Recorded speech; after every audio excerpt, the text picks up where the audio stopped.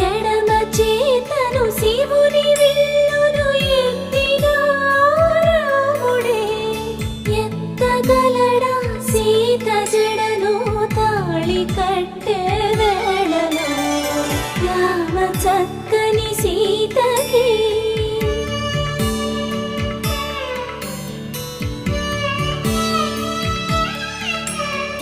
ఎర్ర జాబిలి చేయి రాముడేడని అడుగుతుంటే చూడలేదని పెదవి చెప్పే చెప్పలేమని కనులు చెప్పే నల్ల పూసై